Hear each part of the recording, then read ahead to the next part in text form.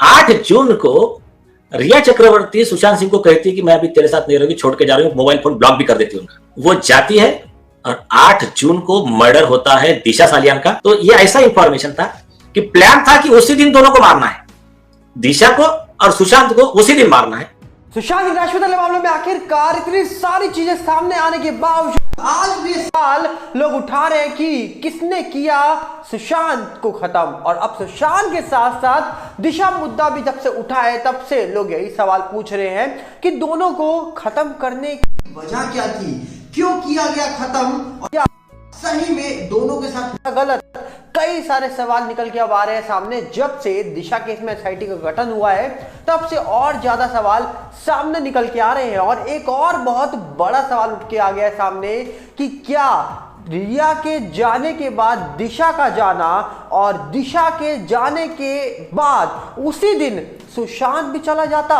ऐसा दावा हम नहीं कर रहे हैं, पर जो कर रहे हैं आपको बताएंगे, दिखाएंगे और साथ में ये भी बताएंगे कि एक लाइव परफॉर्मेंस के दौरान एक 30 साल का सिंगर गिर जाता है और बाद में उसकी डेथ हो जाती है। कौन है सब कुछ आपको डिटेल में बताएंगे, पर सबसे पहले आपसे अपील करेंगे अगर आप इस चैनल के अंदर नए हो तो वीडियो को लाइक करना, वीडियो को शेयर करना, चैनल को सब्सक्राइब करना बिल्कुल मत भूलना।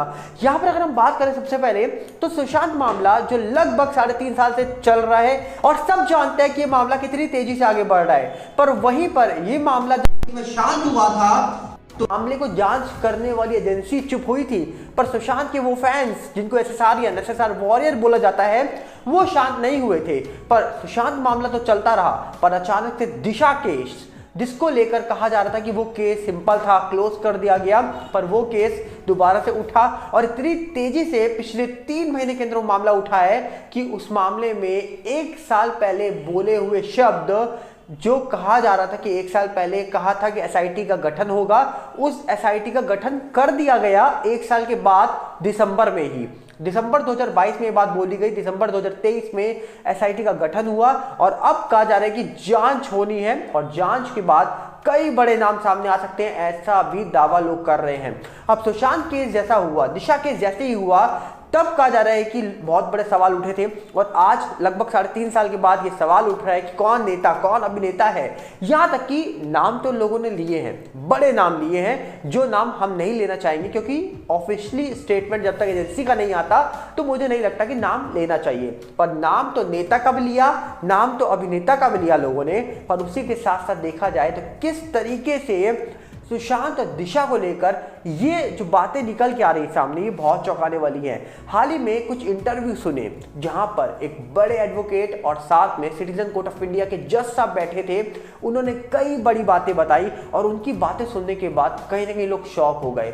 जैसे कि आपने सुना ही होगा कई बार कई बड़े बड़े इंटरव्यू में ये बताया गया उनके द्वारा कि 8 को रिया जाती है तो क्या उसको पता था कि दिशा केस होने वाला है। और उन्होंने ये भी गंभीर आरोप लगाए हैं कि रिया का जाना इसीलिए तय था क्योंकि उस रात दिशा के साथ ये होना था और दिशा केस के बाद उसी दिन सुशांत के साथ भी कुछ ऐसा ही होना था, पर उसी के बीच उनकी सिस्टर आ जाती है घर पर और बाद में वो प्लान शिफ्ट हो जाता है 13 की रात या 14 की सुबह का।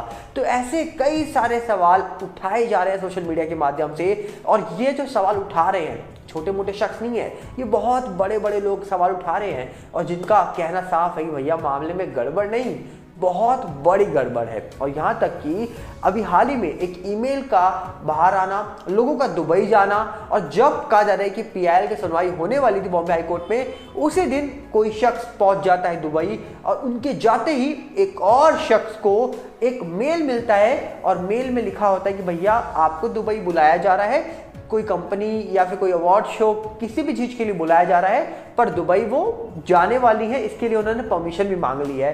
27 दिसंबर से 2 जनवरी तक की परमिशन मांगी गई है।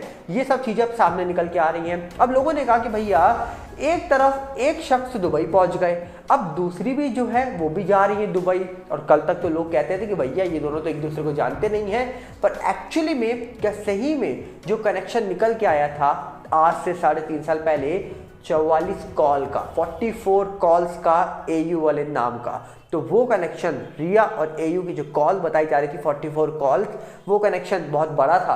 क्या वो बहुत पुराना कनेक्शन था? कई सारे सवाल, कई सारे दावे सोशल मीडिया में होते रहते हैं, पर उन दावों में अगर गौर किया जाए तो कई सारे सवाल आज भी सामने निकल के आने हैं कि भैया इस पूरे मामले का जब भी अंत होगा तो उसमें क्या निकल के आएगा।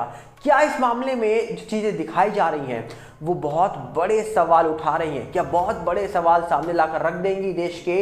ये तो फिलहाल कोई नहीं कह सकता, पर जिस तरीके से चीजें निकल के आ रही हैं डेफिनेटली चौंकाने वाली चीजें हैं। और कहीं ना कहीं देखा जाए तो बहुत सारे राज खुल सकते हैं इस मामले के बाद। आपको याद होगा मैक्सिमम लोगों ने, हमने देखा कि न्यूज़ मीडिया हो या फिर कई बड़े चैनल्स में उनके इंटरव्यू हो जिसमें बड़े एडवोकेट हो या बड़े पत्रकार हो, उनका साफ एक चीज़ कहना था कि भैया हम सुशांत केस के बारे में ज़्यादा जिक्र इसलिए नहीं करते क्योंकि दिशा केस खुलेगा तो सुशांत ऑटोमेटिकली केस खुल जाएगा।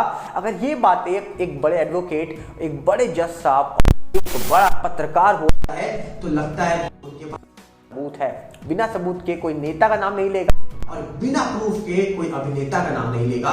तो मतलब साफ है, जब प्रूफ है और खुद बड़े एडवोकेट जो हैं उन्होंने साफ बोला है कि भैया हमने सारी चीजें साफ कर दी हैं, बस करना है कि भैया ये सारी चीजें रखी है सामने, इसमें किसने कैसे क्यों गलत किया है, सारे प्रूफ रख दिए गए हैं सामने। और गवाह के तौर पर भी बड़े नेता का नाम, मतलब गवाह भी नेता है और आरोपी भी नेता को बताया जा रहा है। अब आप समझ चुके हो नेता के बारे में चर्चा हो रही है और किन अभिनेताओं के बारे में चर्चा हो रही है, इसमें नाम खुलकर सामने लिया जा रहा है। और जबकि बहुत बड़े सवाल शुरुआत से उठाए जा रहे थे, पर आज जब ऑफिशियली तौर पर बड़े एडवोकेट और सिटीजन कोर्ट ऑफ इंडिया के जज नाम लेते हैं तो लगता है कि भैया आम जनता जिनके ऊपर सवाल उठाए जा रहे थे, जिनको गलत बोला जा रहा था आज से 3-3.5 साल पहले, क्या थी जनता? क्या वो जनता आवाज सही उठा रही थी? और शायद 3 साल की उनकी जो है वो आज रही है। क्या आज एसएसआर बॉर्डर के लिए बहुत बड़ा दिन हो सकता है? क्योंकि जिस तरीके से उन्होंने आवाज उठाई शायद ही कोई इतना बड़ा फैन देखा होगा हमने आज तक जिन्होंने लगातार सुशांत के लिए न्याय मांगा।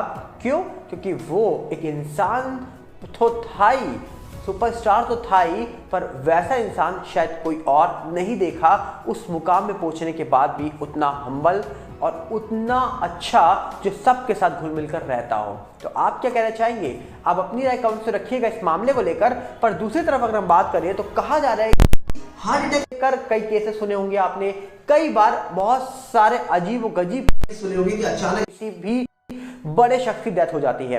पर वहीं पे खबर निकल के आ रही है कि हाल ही में एक 30 साल का सिंगर परफॉर्मेंस दे रहा था और उसी के दौरान कहा जा रहा है कि वो स्टेज पर ही गिर जाता है। रिलीजियस परफॉर्मेंस देने गया था, वहां पर एक रिलीजियस परफॉर्मेंस देने गया था कहीं, और वहीं पर ही कहा जा रहा है कि परफॉर्मेंस के दौरान ही वो शख्स गिरता है और ऑन द स्पॉट कहा जाता है कि उसकी डेथ हो जाती है। ये सिंगर कहा जा रहा है जो है ये एक ब्राजीलियन सिंगर जिसका नाम पेड्रो हेनरिक बताया जा रहा है। बोला जा रहा है कि ये जो शख्स है मात्र 30 साल का था, पर आज ये हमारे साथ नहीं है। इसीलिए कहते हैं भैया लाइफ का भरोसा नहीं है, लाइफ छोटी हो बड़ी हो पर जितनी भी है अच्छे से जी लो और किसी के साथ क्यों गलत करना, क्योंकि भैया आज आप हो कल नहीं हो नहीं पता, आज हम हैं कल नहीं है नहीं पता। तो कहीं ना कहीं इसीलिए ये एक उदाहरण देकर जाती है भैया कि अगर आप आज जो कुछ कर रहे हो उसमें कुछ ऐसा करो कि दूसरे को खुशी मिले। दूसरे को दुख दे के आप 1 रुपये भी कमाओगे तो शायद आपके जाने के बाद वो 1 रुपये क्या ठंडी भी साथ नहीं जाने वाली है। तो उम्मीद है कि आप इस मामले को देखकर बहुत सारी चीजें सीख गए होंगे और सुशांत केस को लेकर आपकी जो राय है कमेंट बॉक्स आपके लिए खुला है। हम मिलेंगे बहुत जल्दी, साथ में आपसे अपील करेंगे अगर आप इस चैनल के अंदर नए हो तो वीडियो को लाइक करना, वीडियो को शेयर करना, चैनल को सब्सक्राइब करना बिल्कुल मत भूलना। और साथ में हमारा नया चैनल सागर वल्ला रिव्यू और फेसबुक का नया चैनल सागर वल्ला दोनों के साथ जुड़िएगा जिसका लिंक आपको डिस्क्रिप्शन में मिलेगा। मिलते हैं बहुत जल्दी, नमस्कार।